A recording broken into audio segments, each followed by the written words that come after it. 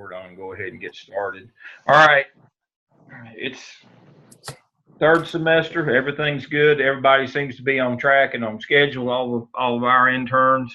Shauna had a good question last night. Shauna's in Chapel Hill.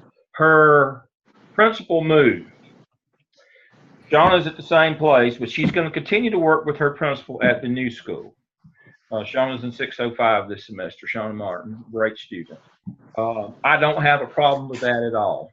If she wants to work at the new school on her evidence artifacts and wants to continue working with that principal, that's great. You don't have to go into Blackboard and update your site supervisor if you're going to keep the same supervisor. If you're just going to change schools, let me know. And so what I'm going to do is after the 22nd of this month, when I get through meeting with all the new people, I'm going to start meeting with you. And if y'all got some dates and I might can work it out between now and then, that's fine. I'll work you in before the 22nd if you need me to visit. I would like to visit you, A, if you have changed schools, B, if you're at the same school and have a new person, or C, like Shauna, is going to move to a new school only for her evidence artifact work and not physically. I would like to come to meet that principal at that school and make sure everything's okay. So those would be the top three reasons. And then if you just want somebody to come and bore you for a while and I'll come and talk with you, that'd be reason number 4. That'd probably be the least likely reason you'd want me to come. But I'd be glad to come and see you again, since we don't normally make visits in the summer. I made a couple, but I only make visits in the summertime usually when I have people who are graduating that semester. But so I did see my 605 students this summer, but the ones through 4s, we don't, as a matter of course, visit them in the summer. So I hadn't seen you since spring. So if you'd like to see me, send me 2 or 3 times and dates that you can meet. But I'd like to, I can work you in probably before the 22nd. If it's something like a new administrator or you've moved schools, that's pretty urgent. In Shauna's case, I told her to wait till after the 22nd. It's not urgent since she's working with the same principal. But if you're not working with the same principal, then it's urgent that I get to see you as quickly as possible. Although, as you know, all the principal has to do is sign off on your internship log. I've already had one principal call in that doesn't want to work with an intern. I don't want that to happen. I've already got that problem fixed, but those are the kinds of things that we don't want to let get too far down the road before we fix those things. So if you're working with a new principal for whatever reason, I need to come see you fairly quickly to make sure that principal's on board. I do not want there to be a problem down the road where they won't sign your log or that there's some issue with your log. Want to make sure we get that done. So let me run through what everybody needs to be doing this semester according to which group you're in. If you see something wrong or if you have a question, stop me. But I'll quickly run through these. I sent you this agenda for today. If you started in the fall of 16, you're in the full program. Your 604 coursework is due this semester. You're to do the skip and the cap. You got 12 competency proofs in the 3rd round of 21 competency, and upload them and comments requested. You got no dispositions or competency analysis this semester. And as a reminder, let me see, new share. I have sent you the log, and I'm going to resend all this information today. You know what the log is to keep your activities. You know what that you can pull competency evidences out of your tasks of your evidence and artifacts, and I've got that log. I've got that mapped for you here. You can also from your internship activities.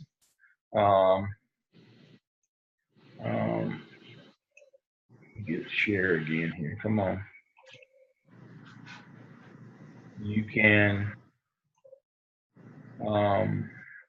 also from your activities, those are your open-ended competencies. I've also got a document that reminds you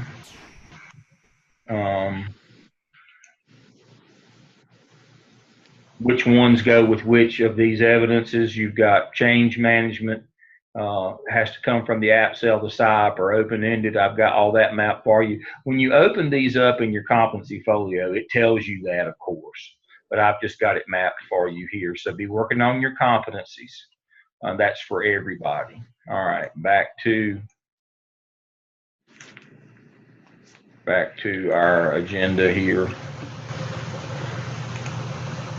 All right, you should be able. So now, if you started the 5-semester program, you'll be non-accelerated. Let me resume my share here.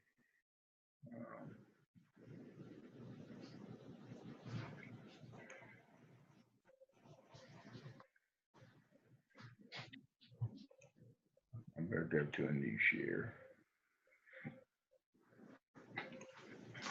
Here we go. All right, so if you are 5-semester add-on, non-accelerated, you don't have a class this semester, you're in the dark semester. So again, it's the same as if you were regular. The only difference is if you don't have a class this semester, we did have some students who chose not to accelerate, so you don't have class this semester. Again, you're required to do the skip and the cap 12 competencies. You have School of Ed dispositions that are that you must submit this. No School of Ed disposition competency. That's wrong. Take that out. You've got none due this semester.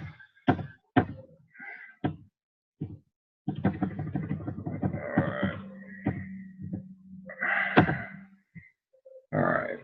So again, those two are the same. The only difference for the fall 16 people, if you're for the 5-semester, is if you're add-on, or regular is if you're add-on, you don't have class. All right, all you spring 17 people, 5 full semesters, you're in 603. Most of you are in 603 with me. You got to do your discussion boards, your assignments, and peer reviews. I covered that this past Wednesday with y'all. You got to complete the OMA plus skips task 1 and 2 and cap 1 task. Did the second half of your second round of 21 competencies, and you've got your SOE dispositions this semester. If you're add-on licensure from spring of 17, or if you decide to accelerate, or a fall 16 accelerated person, you'll be in 605 this semester, and you do all the regular work, and you finish up all 6 of your evidence artifacts no matter where you are. You're to finish your third round of 21 competencies. You're to submit your competency folio for evaluation only after all 3 rounds are in there. You complete your SOE dispositions for 605 last semester, and you do your competency analysis. Please remember that your competency analysis is your self-evaluation of your completed competency folio. So make sure that you have completed all 3 rounds of your competency folio, submitted it, and then you submit your competency analysis. And then your signed internship log uploaded for evaluation. Now, prior to this, at the end of every semester, you're to submit your 80 hours for comments. The difference is if you're in your last semester, you submit it for evaluation. All right. Please remember that intern should upload comments for at least 80 hours each semester, and after it's been signed off. That's until your last semester. Then you upload the very same thing, but then you submit it for evaluation rather than for comments. Those of you who requested, you had a little form to fill out that went to John Meyer and to Dr. Neal. That's already been taken care of. I know all of you have already built your competency folio, but here's the link to a little short YouTube video that I think Dr. Hamilton did on how to upload your competency folio. That's only if you're in 605 this semester and you are finishing and all 3 rounds of your competencies are done. Again, if I've already visited with you all, if by request I'll come back out. I do want and need to come out if you switch principals. But in Shauna's case, she's not switched principals. I am going to go visit her, but a little bit later. But if you switch principals, that means either they change the principal at your school or you switch schools. I need to come see you quickly to make sure that there's not going to be a problem with them signing off on your log at the end. So that's kind of a review of where you are this semester and what you're required to do. You know that you're either in 603 or dark semester or 605. If you're in 603, you're probably there with me. Remember, the big thing for 603 is make sure that you do the OMA, all of it, all 4 tasks, first 2 tasks of the skip and the first task of the cap. If you do that, you're good to go. Make sure that you've got your Zoom groups up and running for your peer reviews. As I said, I've got a new student. We've got a new 603 student this semester. I'm probably going to try to put her with one of my groups. And so I'll be in contact with you about that in a couple of days. If I can't find some volunteers, I will assign her a group. So that should be everybody. All right, I see Rhonda's with us, and we've got a call in. All right, please remember to go to New Share that your internship shell is still valid. It's in Blackboard. It's still working. You find your group over here on the left, whether you're 603 like Chris or 605 like Rhonda. You click on and you can upload work for me to give you comments on quickly on your task. I'll get back to you same day. I've got the boxes already set up. So for example, you can always email me or you can come here. And once you click on that, like for Chris, if he wants feedback on his first task, he just clicks right here where it says OMA Task 1 for Clinical Coach Review. This is for everybody, whether you're my intern or whether you're any intern. Obviously, y'all all are, so I'll respond back. But you've got a place that you can get, once it's been peer reviewed, I ask that you have it peer reviewed. Once it's peer reviewed, I'll check to make sure everything's good on it and get back to you if there's anything that I see that's missing or you need to work on. We'll breeze right through these things. If you're in my class, you know that I've already given you kind of an overview of the task, and I've given you a document to help you get started. It'll help you with your master schedule and some of those things. If you need materials from me, even if I'm not your instructor, doesn't matter whether it's 603, 605. If you need stuff from me, just let me know. I've got materials that will help you. So, and the boxes are here for you to drop things in for me to, or you can email them to me, whichever is most convenient for you. Don't mind either way. And so, you've got your class shell. Got your internship shell, and especially if any of you are in the dark semester where you don't have a class, you keep up with what's going on through your internship shell, and I'm always available by phone or email. Don't hesitate to call or get in touch with me. I'm always available. All right. I'll take a pause for a breath here, and I'll start answering questions. Questions you have for me about visits this semester, about changing sites, changing principals, moving to a different site to do your work, class requirements, course requirements, what you need to do in your competency portfolio, or what you need to do in your DRF portfolio. Questions on any of those things?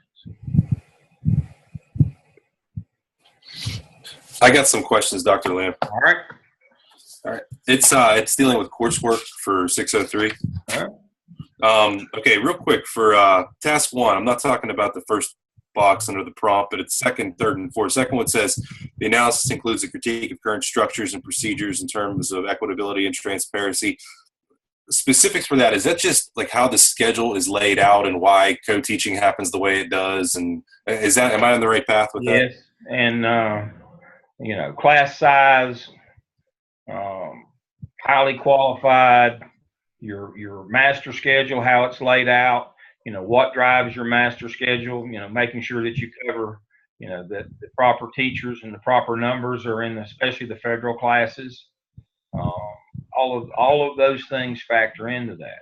I'll give you an example. I probably told you this story before. I'll make a short story long as I normally do, but I visited a school that was having a Title I audit. And the problem there is that the principal had succumbed to teacher input, which is number 5 on the priority list, rather than federal law, which is number 1 on the priority list.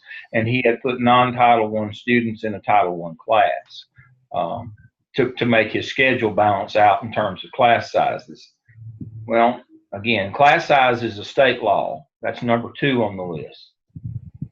Title I is a federal program. That's number 1 on the list. So, succumbing to teacher pressure, which is number 5 on the list, he put non-federal students in a federal program. You can't do that. There's a hierarchy of how we design and organize our schools. It starts out with federal law. That's number 1. That speaks to exceptional children, limited English proficiency. It speaks to Title I kids, CTE, career and technical education.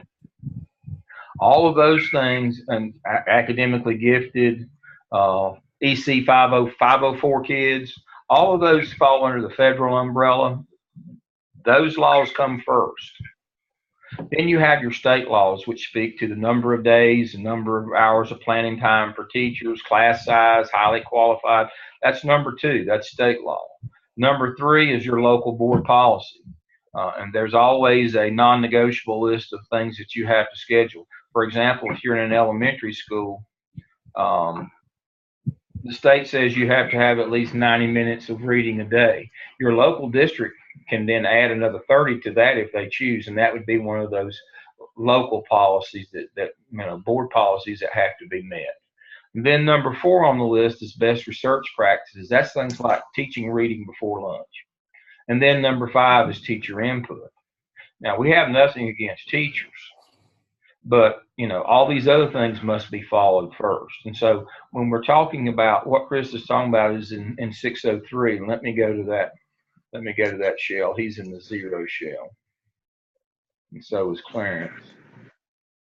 And so if we look at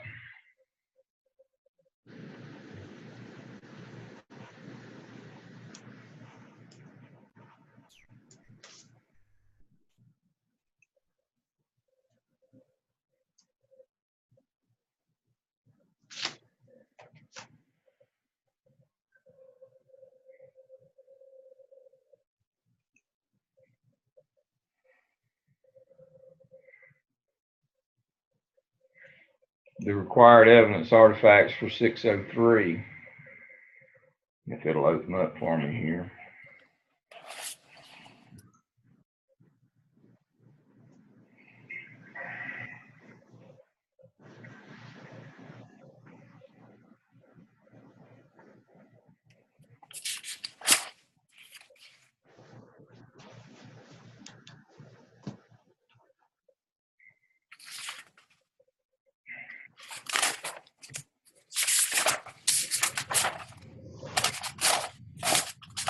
Taking a minute.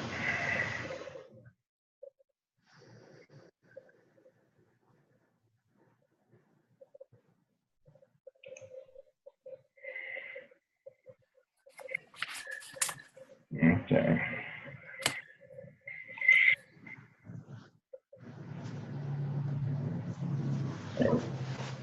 All right. Understand and demonstrate skills and domains of both leadership and management.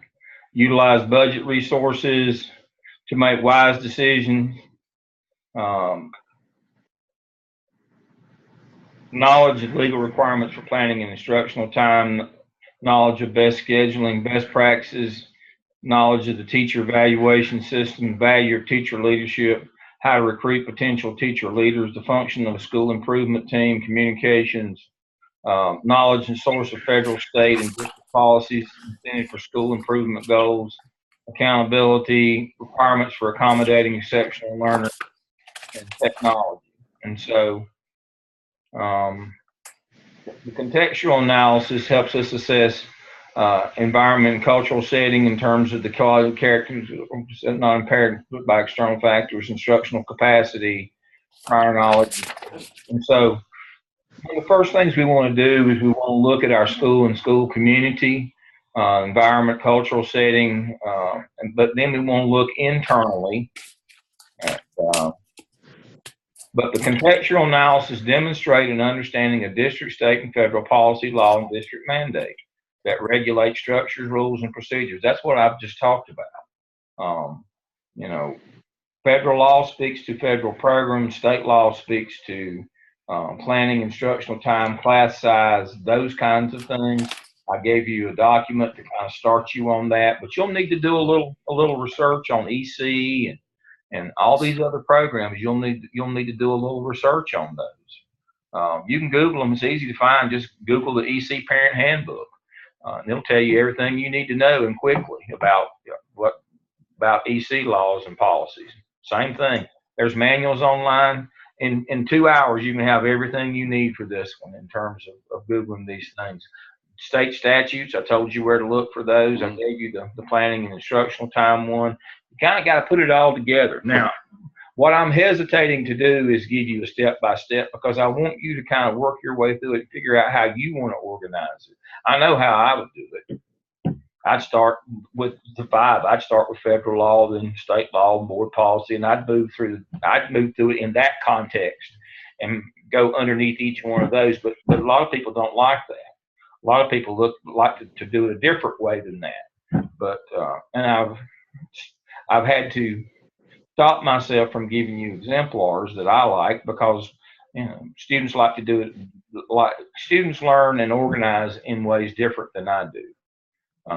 And so I did give you one document. I probably shouldn't have done that, but I did give you one document on the legal and planning time stuff to kind of get you started on that. But yes, you're looking at the external, you look at your community, and then you look internally, how you organize. Why is your schedule like it is, and why is teachers, and why is your organization set up the way it is? And it is because of federal, state, local laws. Best research practices and teacher input. That's what sets up the way that you organize and run your school. But there has to be hierarchy. And so I always start with whichever one's the most important, that's the one I start with. And that'd be federal law and all the federal programs.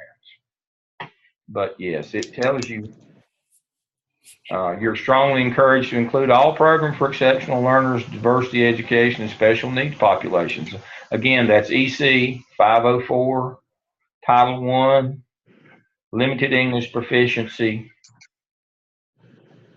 academically gifted. And if you're in a school, CTE, career and technical education. Those are your 6 federal programs. That's where I'd start. That's just me. And then you got to go to the budgeting process and look at that. And that's pretty much, is your school improvement team involved in that process? And does your local school budget have both federal funds because of those programs that are included, state funds, local funds, and then our district funds, and then local like fundraising funds. Those are the 4 sources of funds that would be in your local school budget. Again, federal money or positions, state money or positions, local money or positions in terms of your local LEA, your school district, and then the money that you raise at your school that goes into your school account. Those are the 4 sources of funds or personnel. Now, most of the time, the state, like in personnel, they don't give you the money; they just give you the positions. The federal government, but they do give you money for Title I. Usually in EC, they give you money and positions. You need to find out at your school, those programs. Do you get money and positions? What control that your principal has over those kinds of things? It's a good idea just to ask. What part does your school improvement team play in shaping that final budget? Do they have input in that? See, what we're looking for to teach you is there's you can either integrate or you can have a disconnect. It doesn't do any good to set a school improvement plan, but then you don't put your resources behind that. The school improvement team is charged with, along with the principal, in producing a school improvement plan every year. And what we're looking for is an integration of, we've identified these things as important. Did we put our money and resources so that they integrate, or do we have a disconnect? We have all these items over here as goals, but we didn't put our money over there to support those goals. That's what you're trying to figure out. And that's why we ask you, how much input does your school improvement team have in the budgeting process? if they don't have any input, more than likely you didn't align your goals and your money and resources. If they did, then you aligned your money, resources, personnel with the goals of your school improvement plan. And the only way to accomplish a successful school improvement plan is that you put the resources behind it: time, effort, money, people. And so we fund and prioritize with money and people the things that are important to us. And if we don't do that with school improvement plan, then our school improvement plan is not important to us. And you won't make it as an administrator if you don't understand pretty quickly that you better fund the things that are important. You've got to lead that process of defining what is important and then making sure that all the resources go behind that. You don't have goal displacement. Goal displacement means is that you displace the money and the resources to achieve those goals. Is that as clear as mud, Chris? Yeah, no, I just wanted to make sure I'm doing it in the right way. It's very, it's very big. I've told you, this is a data dump. That's why I would Google it and get my data together and then kind of pick and choose. I mean, if I gave you a list of everything, it'd take you longer to read the list than to do the work. That's why I said I have to hesitate to do that, because this will become a data dump and will become, Don's fourth ring of hell if you let it become that way. You've got to have a focus on what you're looking for. That's why I gave you that one document, because I kind of went through and summarized the state stuff for you. And I told you where the 6 areas for the federal. Yeah. But I mean, you can go down a rabbit hole on this stuff. I mean, I've seen OMAs that were 140 pages, not counting the appendices. That's that's just craziness. I mean, but it is big. There's no doubt. But you've got to sort through it and figure out what's the most important stuff. And that's why I said my list of important stuff would be different than yours. And it's different for every school. You kind of the OMA is completely school based. You may not have CTE at your school. You may not have Title I at your school. Your EC program may be different from one school to the next. Some of you still may be doing pull-out classes, and some may be doing inclusion model. And that makes it very different. And that's why I say it's hard for me to come up with just a list, do this, don't do that, and follow this guide. It's very much according to what you have at your school and how your district organizes. And every district has a different set of non-negotiables that they give to principals and scheduling. They're not usually made public. I actually have a copy of an elementary one from Guilford County. But every district has a sheet. It's usually a one-sheeter of non-negotiables that speak to district policy on scheduling. That's number 3 on the hierarchy list. And most every district, and those lists look completely different. I know some districts only do 90 minutes of reading. Some do 120. Very different in terms of putting resources to those things.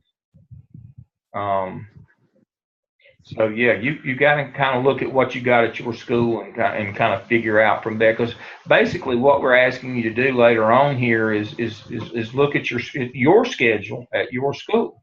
And if you start out just being general and including everything, it won't really fit when you get over to task 3. So let's look at task 3 right quick. Building the schedule. You're looking at your schedule. You have to do an analysis of your existing school schedule at your school. So these are all very different and very independent because they're based on your school schedule. And if you just start out generally just pulling stuff together and throwing it up on the wall or putting it in a document, just hundreds of pages of it, then when you get here, it's like, oh, wait a minute, what's our school doing? So you want to start by kind of weeding it, editing it down to what the things that are relevant to your school from the very beginning. And then when you get here, it won't overwhelm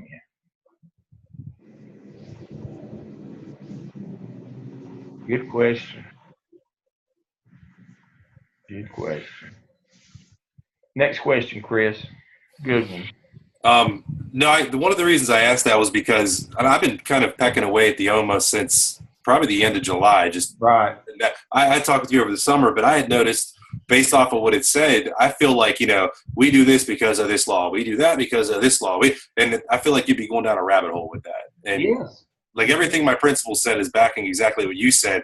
I'm just demonstrating a knowledge of how it's put together. Is that kosher? I mean, That's it. okay, because I've got laws. You're demonstrating to us that you understand that there are five hierarchies in this, how it's put together. I mean, I sat together. State law, local board policy that when you open up that whiteboard in the principal's conference room that has all the stickies on it about what we're, for the master schedule, that we didn't put those stickies. The process of putting those stickies on that board to create that master schedule was not eeny, meeny, miny, mo. That wasn't the process. That there's a reason why each of those stickers is where it is. It's either federal law, state law, local policy, best practice, or teacher input. That there's a reason why we've organized the school as we've organized it. Okay. And as we're learning in 603, or hope to learn in 603, the reason why we have a duty roster and supervision schedule is not to aggravate teachers, but to keep us from losing our house when we get sued and somebody gets hurt. Again, we follow in the law and best practices. Best practice / law is 45 adults for every student, like on cafeteria duty. Not having 200 kids in the gym and one PE teacher, that's a bad practice. And as I told you before, I'm not telling you if you had 100 teachers in the cafeteria, you could stop that fight. But what I am telling you, if you only have one, and somebody gets hurt, you go to court, you're going to lose. You didn't have adequate supervision. So not only do these laws and policies shape our master schedule, they also shape the management routines, which are the supervision schedule, which is after school activities, and the duty roster of how we cover the cafeteria, the hallway, the bus lot, the car rider lot during the day. That there is a rhyme and a reason to everything that we do, and I'm just interested that you know what that rhyme and reason is. Okay. Because I've had plenty of 20-year veteran teachers that didn't understand these things. Well, I want to do this, or why do we have to do that? Well, first problem is I haven't explained things to you thoroughly, and I should have. And so this is my opportunity to try to, you have to, part of this too is you have to be conversant in this, because you're going to have 1,000 questions from your staff. And you have to explain what I'm explaining to you. You have to explain to them. This is why we do what we do. This is why I can't just put a sign up in the lounge and hope people are going to come and supervise the ball game at night. This is why I have to assign those duties. I can't just hope that teachers are all going to show up in the cafeteria and have lunch with their students. I have to make that a policy for supervision purposes. This is why this teacher only has 15 students and why you have 25 is because she's teaching in the federal program that says she can only have those students in her room. That you have 10 more students than she does is immaterial. You should become a Title I teacher rather than a regular ed. That was kind of part of your career choices that you made. Those are things that you have to know as an administrator, and you should be able, in a very polite and informative way, be able to communicate those things to your staff. This is why we do what we do. I can't give you 2 planning times a day, because if I do, every time I take a teacher out of a teaching rotation for that block of time, the class size goes up and everybody else is. And I have a limit on class size. And that's why you can't have 2 planning times. And some teachers want, well, instead of giving me an hour and a half, I want two 45 minutes rather than 1 hour and a half. That's not as easy as it sounds. It sounds like it's just a math problem, but it's not. It's more difficult than that. And so what teachers need to understand is it's your job to organize legally. I've said for years, the point here is not to make a master schedule, duty roster, and supervision schedule. The point here is to make a legal master schedule, duty roster, and supervision schedule. That's your job, is to make it legal. Now, the point is not to make an annual budget that includes federal, state, local, district, and local funds. The The point here is to create a budget that has those 4 funds in it that supports the school improvement plan. Not, you can come up with one that has all 4 of those in it, and how you're going to spend the money, but your job is to make sure that it supports your school improvement plan. That's actually in the law in 288. 115C 288, duties and responsibilities of the principal. You have to come up with both of those, a school budget and a school improvement plan. And the budget is supposed to reflect the priorities and support the priorities of the school improvement plan. Just that simple. That's what we're trying to teach you here is that, when we talk about autonomy, that's a separate and aside issue from following the law. We can't, under the guise of autonomy, break the law, because nobody can give us the right to break the law. So, and that's what we're trying to teach you first and foremost. Good question. Questions about 605? Anybody have any question about the leadership material? The other class that you might be in this semester? Rhonda, you good with it? I'm good. Okay. 605 is pretty self-explanatory. Who do you have for your 605 class? Dr. Wilson. Dr. Wilson, good. Good. She's a practicing administrator. You'll learn a lot from her. She's a principal at Ashbrook. And so okay. So you'll learn a lot of, hopefully you'll learn a lot of the practical stuff, the practical leadership things. And so that'll be a good class for you. Okay. That'll be good. Anybody else have any issues or problems? Get in touch with me. If you'd like for me to come and see you, get in touch with me. I love to get out on the road and come and see y'all. I love to see you in your schools, see what's going on. And I will. I've got to get Janetta placed. I don't know if any of you know Janetta Newman. I need to find her group, but I'll do that in the next couple of days. We'll get her a group, and so she can get up to speed and get started on task 1. So I'm sure she would be pleased about that. She sent me an email that she didn't have a group, so we'll get her up and started. But other than that, I think everything's good with all of our folks. I've checked the task stream. All of y'all are on the ball, and you're up to date on everything in spite of me, so I'm appreciative of that. And again, those of you in my class, hopefully we'll learn something this semester. I had a really good one. I think it was Melissa.